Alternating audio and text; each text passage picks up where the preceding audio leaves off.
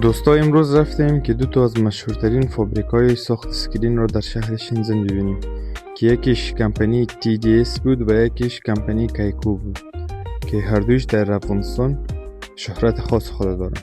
پس تا آخر ویدیو بیننده باشین و ببینید که کدام کمپانی بهترین است.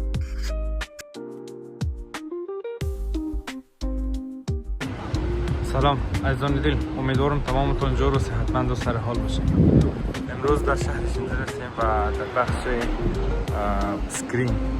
این جایی که شما می‌بینید تمام مارکت ها یا فابریک های ساختن اسکرین است که در اینجا اسکرین ساختن.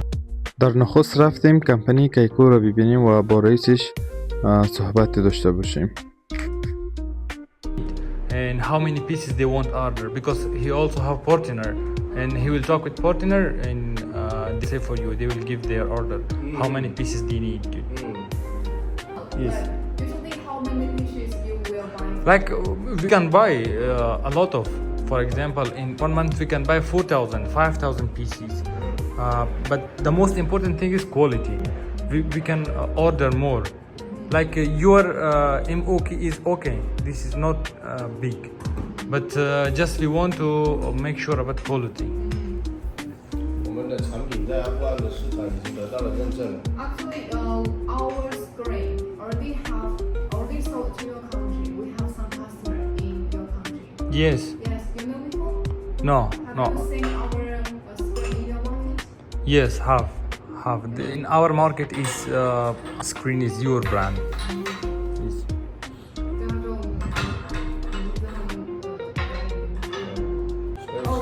This is in our country is three big company. Like one is this your company. The second one is, honestly I won't say for you, Teddy. I don't know Teddy, but it have most usage in my country. TDS, I know this three is most.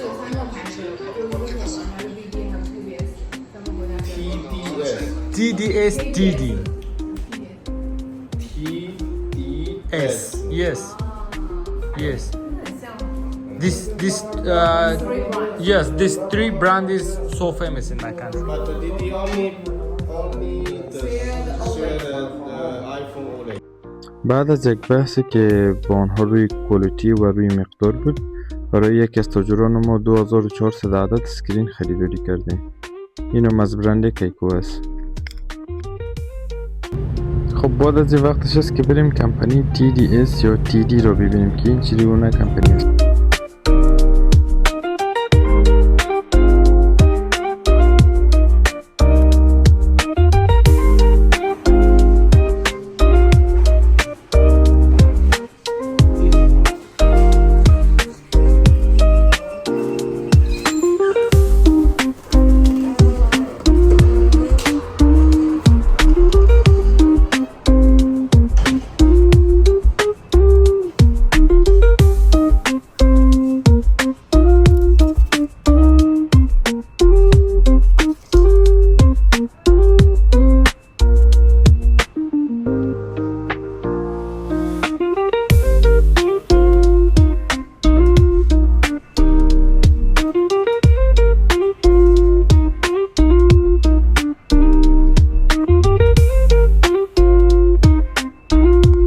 اینجا هم کمپانی TD یا TDS اسکرین های خود آورد به خاطر چک کردن و ما اسکرین هایش رو چک کردیم.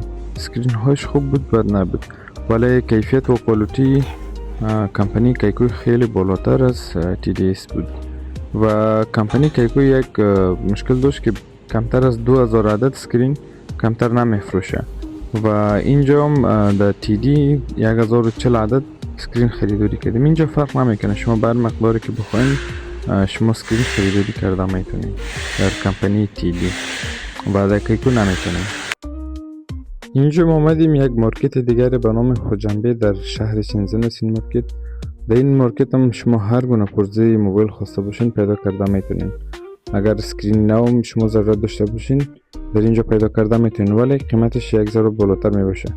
دوستانی که میخواین اسکرین های نو خریداری کنن باید امو فکتوری یا امو کمپانیشو پیدا کنه و مستقیم همراه از اونا گپ بزنه. قیمتش خیلی مناسب و خیلی خوب میباشه قسمی و اینجا بهتر است که مثلا سکرین های داغدار خریداری کنید.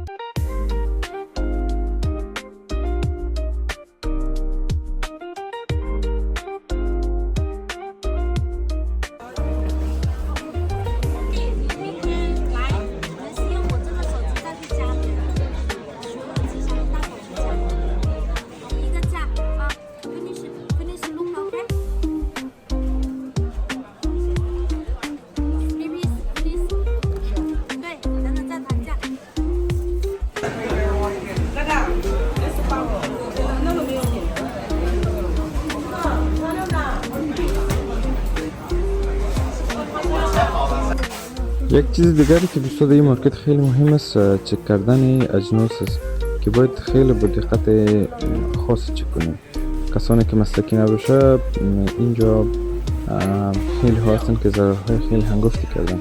وقتی جنسایشون در کشورشون رسیدن خیلی خراب بوده و هیچ اصلا از استفاده نبوده. پس اینجا اگر کسانی که خریداری میکنن باید تمام جنس ها رو چک کنن. اگر در هر بخش از اجناس تجارتی معلومات میخواهید در کامنت ها بگویید، برایتان ویدیو بعدی را میسازم. خب دوستان عزیز، این بود معرفی کامل بازار اسکرین موبایل در شهر شنزن. ویدیو بعدی ما در شهر گونجو خود بود. ویدیو بعدی ما رو فراموش نکنید. اگر از این ویدیو خوشتان آمد لایک و سابسکرایب از یادتان نره.